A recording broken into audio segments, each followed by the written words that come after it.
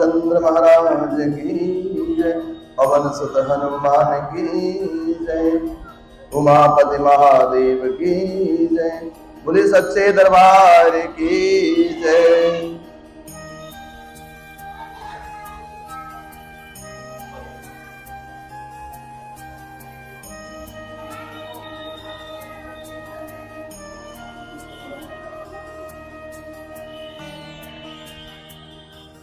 कल हमने जो कथा को जहां विराम दिया था, कुल मिलाकर के विवाह संपन्न हुआ था महादेव जी का और वो विदा होकर के कैलाश पर चले गए थे। और भगवान श्री राम का वो नाम जप किया करते थे, कौन? शिव जी। तो कथा आरंभ करते हैं।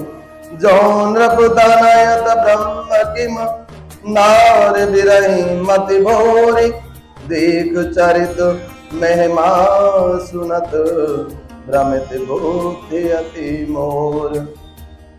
अंत में मां पार्वती के कहने से वो कथा आरंभ करते हैं, किसकी? रामचरित्र की। और मां भगवती कहती हैं यदि वे राजपुत्र हैं तो ब्रह्म कैसे? यदि साधारण इंसान मनुष्य की तरह उन्होंने जन्म लिया है तो वो परब्रह्म कैसे हो सकते हैं? और यदि वो ब्रह्म हैं तो स्त्री के विरह में उनकी मति बावली कैसे हो गई? यदि हम मानवी लें कि वो परमपिता परमात्मा है तो स्त्री के मोह में, मैया सीता के वियोग में इस प्रकार से रोते विलाप करते हुए जंगल जंगल क्यों फिर रहे थे? और इधर इनके ऐसे चरित्र देख करके और उधर उनकी महिमा सुन करके मेरी बुद्धि अत्यंत चकरा रही है, मैं समझ नहीं पा रही नाथ, तो आप कृपया मुझे बतलाएं। और यदि चारिक व्यापक समर्थ ब्रह्म कोई और है तो हे नाथ मुझे उसे समझा कर कहिए। मुझे नादान समझ करके मन में क्रोध न लाए, जिस तरह मेरा मोह दूर हो वही आप कीजिए। यानी मेरी बुद्धि तो काम नहीं कर रही, एक पल में वो मुझे तुच्छ मनुष्य नजर आते और आप कहते हो वो ब्रह्म है। और ब्रह्म मान भी लें तो एक स्त्री के वियोग में, क्यों? परमपिता परमात्मा सुख दुख से परे होता है, मोह ममता से परे होता है। तो मेरी तो समझ में आ भी नहीं रहा, और मेरे इस अपराध को क्षमा करते हुए मेरी शंका का जिस प्रकार भी समाधान हो सके उस समाधान को आप करें। और आगे कहती हैं, मैं बंधीक राम प्रभुताई, अति भय विकलन तुम ही सुनाई, तदपि मलन मन बोध न आवा, सो फल भांति भांति हम पावा। मैंने पिछले जन्म में वन में भगवान श्री रामचंद्र जी की प्रभुता देखी थी, परंतु अत्यंत भयभीत होने के कारण मैंने वह बात आपको सुनाई नहीं, कही नहीं, और तो भी मेरे मलिन मन को बोध न हुआ, उसका फल भी मैंने अच्छी तरह पा लिया। वो कहती है जब मैं सती रूप में थी तो भी मैं कहीं न कहीं शंका में थी, उसके समाधान के निमित्त पहुंची और उनकी लीला देखी भी, परंतु मेरा मन माना नहीं। उसके कारण बहुत सा दुख भी मुझे प्राप्त हुआ ना। भगवान शिव ने त्याग कर दिया उनका 87,000 वर्ष उन्होंने तप किया, साधना करी, और वो पति वियोग में परेशान रही। और आगे कहती हैं, अजहु कछु संशय मन मोरे, करहु कृपा विनबहु कर जोरी। अब भी मेरे मन में कुछ संदेह कुछ बाकी है, आप कृपा कीजिए, मैं हाथ जोड़ करके विनती करती हूँ। प्रभु तब मोहे बहु भांति प्रबोधा, ना कुछ समझई करहु जन क्रोधा। आपने उस समय मुझे बहुत तरह से समझाया था, फिर भी मेरा संदेह दूर नहीं हुआ, तो हे नाथ यह सोच करके मुझ पर क्रोध मत करना। पहले भी शंका के कारण ही इतना सब कुछ हुआ, आपके क्रोध के कारण मेरा त्याग हुआ, परंतु इस बार मैं निवेदन करती हूँ क्रोध मत करना, मुझे समझाओ और जिस भी प्रकार से मेरी शंका का समाधान हो ऐसा कुछ करें। मुझे अब पहले जैसा मोह नहीं है। अब तो मेरे मन में राम कथा सुनने की रुचि है, इच्छा है। मैं जानना चाहती हूँ कि वो लीलाधर कैसे हैं। मर्यादा पुरुषोत्तम के रूप में उन्होंने किन लीलाओं के कारण जन्म लिया, और हे शेषनाग को अलंकार रूप में धारण करने वाले देवादिदेव हे नाथ, आप श्री रामचंद्र जी के गुणों की पवित्र कथा मुझे कहें। और बंदऊ पद धरे धरन सिरो विनय करो कर जोर, बरनऊ रघुबर विशद जसु श्रुति सिद्धांत निचोर। मैं पृथ्वी पर सिर टेक करके आपके चरणों की वंदना करती हूँ। देखो यहाँ पे बहुत जगह देखा होगा, हम सीधे सीधे अपने मस्तक को पैरों से स्पर्श कर देते हैं, बहुत जगह देखा होगा करते हैं। यहाँ पे चरणों में वंदना तो करी, चरण वंदना तो करी, लेकिन पृथ्वी पर मस्तक था, ना के चरणों में स्पर्श। लेकिन हमें लगता नहीं, चरणों में ही स्पर्श करो तो ही बात बनेगी, खास करके मस्तक। यहाँ पे चरणों के लिए नहीं, चरण वंदना के लिए पृथ्वी पर मस्तक टेक करके उन्होंने विनम्र निवेदन करा, हाथ जोड़ करके करवत निवेदन। और आप वेदों के सिद्धांत को निचोड़ करके श्री रघुनाथ जी का निर्मल यश वर्णन आप मुझे कीजिए। यद्यपि स्त्री होने के कारण मैं उसे सुनने की अधिकारिणी नहीं हूं, और तथापि मैं मन वचन और कर्म से आपकी दासी हूं। संत लोग जहां आर्त अधिकारी पाते हैं, वहां गूढ़ तत्व भी उससे नहीं छिपाते। और अतियारति पूछऊं सुरराया, रघुपति कथा कहूं करे दाया। हे देवताओं के स्वामी, मैं बहुत ही आर्तभाव यानी दीनता से पूछती हूँ, आप मुझ पर दया करके श्री रघुनाथ जी की कथा कहिए। और पहले तो वो कारण विचार करके बतलाइए जिससे निर्गुण ब्रह्म सगुण रूप धारण करता है। निर्गुण और सगुण। निर्गुण कौन?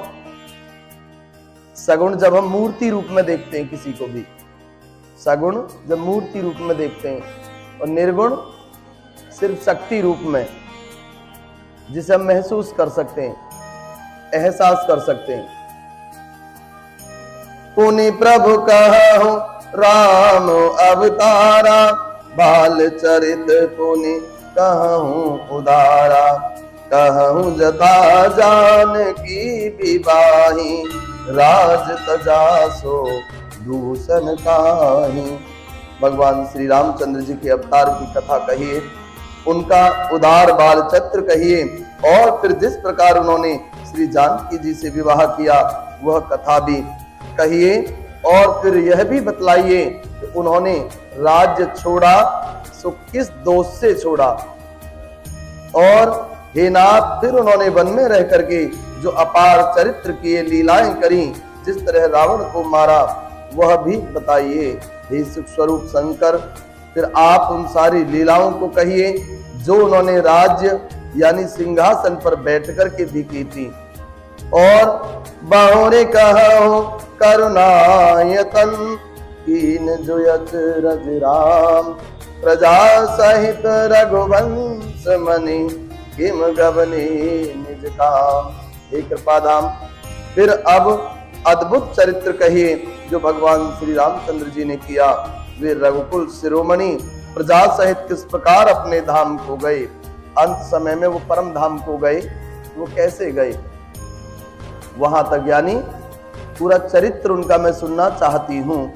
और हे प्रभु, फिर आप उस तत्व को भी समझा कर कहिए जिसकी अनुभूति में ज्ञानी मुनिगण सदा मग्न रहते हैं। अब ध्यान देना, अनुभूति, हम दर्शन की बात करते हैं ना, प्रत्यक्ष,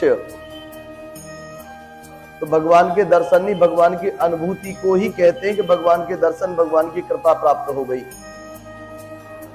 अनुभूति मतलब जब हमारे बड़े हमारे सिर पर अपने आशीर्वाद स्वरूप जब हाथ रखते हैं तो एक अच्छा एहसास होता है ना, वही अनुभूति। और फिर भक्ति, ज्ञान, विज्ञान और वैराग्य का विभाग सहित वर्णन कीजिए। इसके सिवाय भगवान श्री रामचंद्र जी की और भी जो अनेक रहस्य अथवा चरित्र हैं उनको कहिए। सोहे नाथ, आपका ज्ञान अत्यंत निर्मल है। हे प्रभु, जो बात मैंने भी पूछी हो सोहे दयालु से भी आप छिपा करके मत रखिएगा, मत रखना। और वेदों ने आपको तीनों लोकों का गुरु कहा है, दूसरे पामर जीव इस रहस्य को क्या जाने। पार्वती जी के सहज सुंदर और छल रहित सरल प्रश्न सुन करके शिव जी के मन को बहुत अच्छे लगे। देखो, इसमें पावन भी सुंदर भी, परंतु विशेष किस चीज को बताया? छल रहित, निश्चल, कपट रहित, कोई स्वार्थ, कोई द्वेष, कोई ईर्षा, कोई घमंड, कोई अहम भाव नहीं था। और हम छल कपट को त्याग करके भगवान की पूजा नहीं कर पाते। बाकी सुंदरता, सामर्थ्य, रुपया, पैसा, सारी चीजें अर्पण कर रहे होते हैं, परंतु ईर्षा भाव, द्वेष भाव, छल कपट, ये सब नहीं। और भगवान को यही चाहिए, बाकी कुछ हो ना हो, कोई उसका महत्व नहीं रह जाता। यदि हृदय के अंदर कोई द्वेष भाव है, किसी के प्रति शत्रुता है, ईर्षा है, छल है, कपट है, तो हमारे बाकी सामग्रियां और साधन को वो व्यर्थ और बेकार कर देते हैं।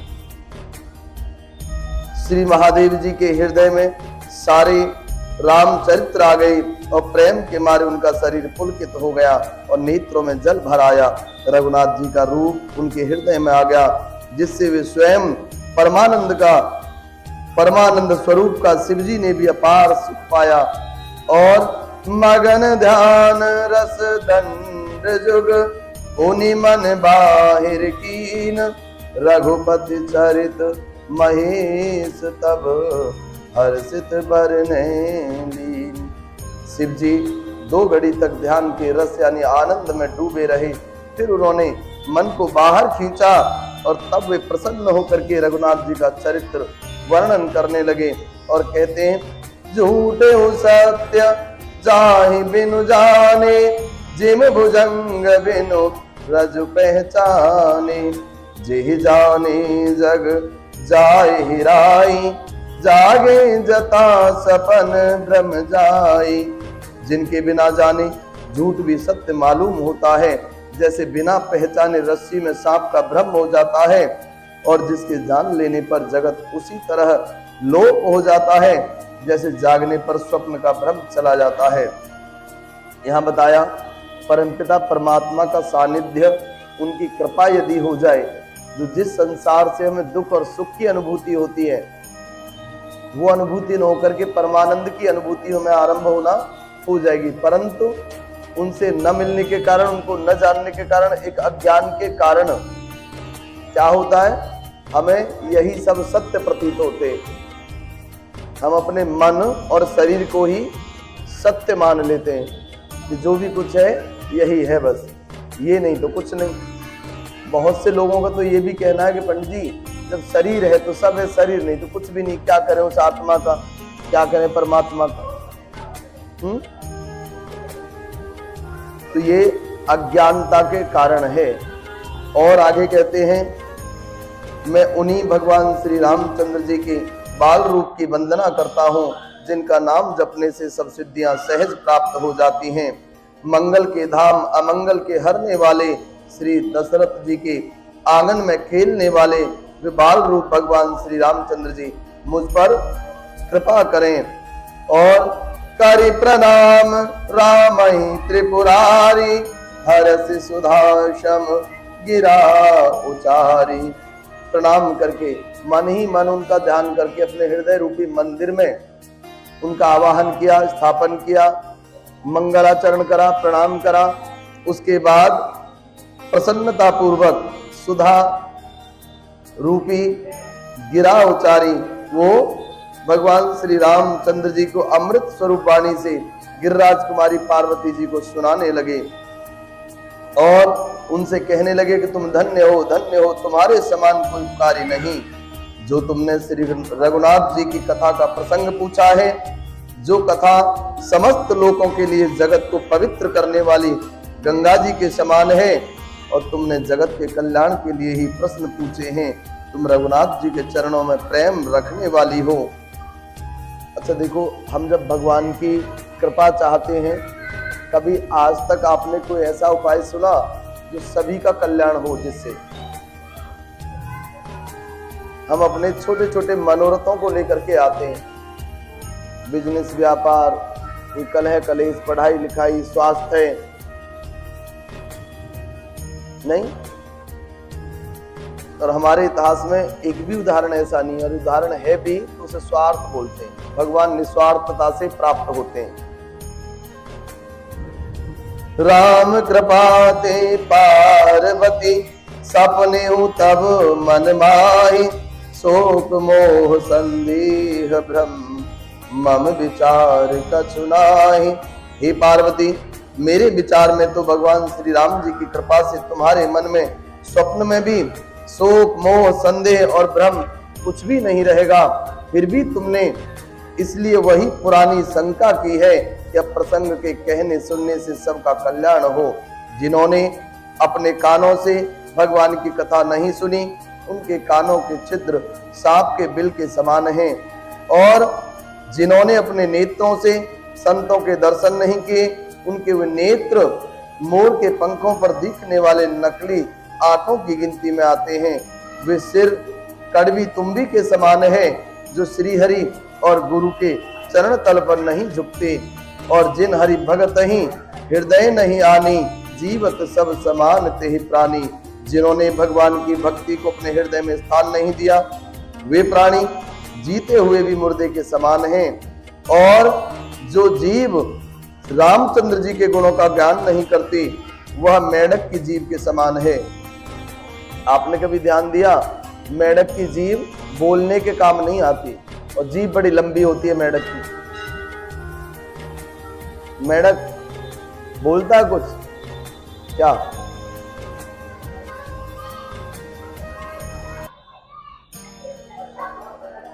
क्या बोलता, कैसे बोलता?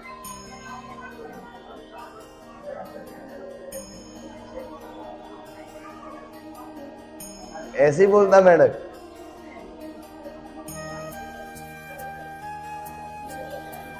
मेंढक तर्राते हैं, डैचू डैचू नहीं करते।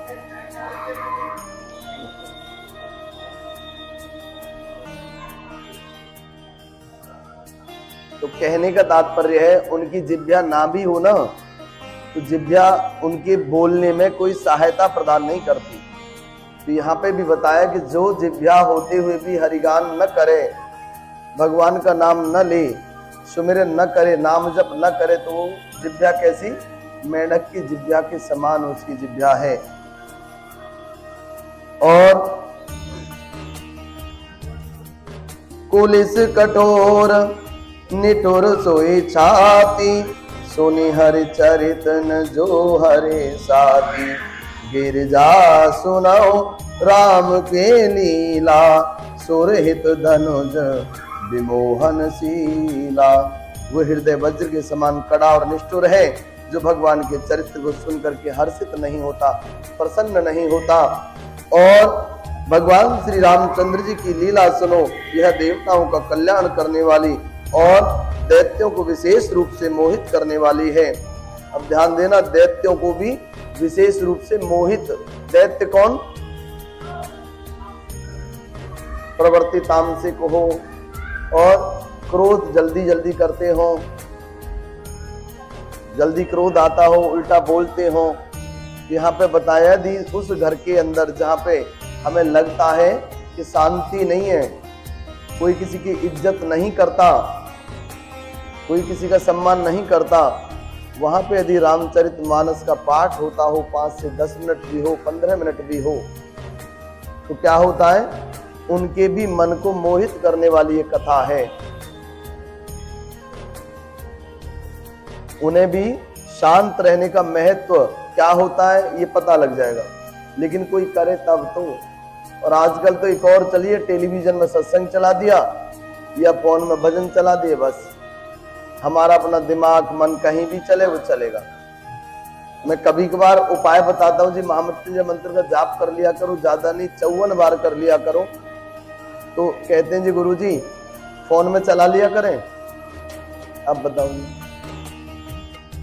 मम्मी जी, गायत्री मंत्र का जाप कर लिया करो, खास करके जो बच्चे हैं जो स्कूल जाते हैं, प्रातः जगते ही 24 बार ईश्वर का ध्यान करते हुए और सोने से पहले मात्र 24 बार गायत्री मंत्र का यदि वो जाप करें तो उनकी बुद्धि प्रखर होगी, याद करने में आसानी होगी, जो पढ़ा हुआ है वो याद हो जाएगा। इसमें तो कोई तंत्र मंत्र नहीं, बिल्कुल सरल सी चीजें हैं, कोई भी अनुभव करके देखो ये काम करती है चीजें।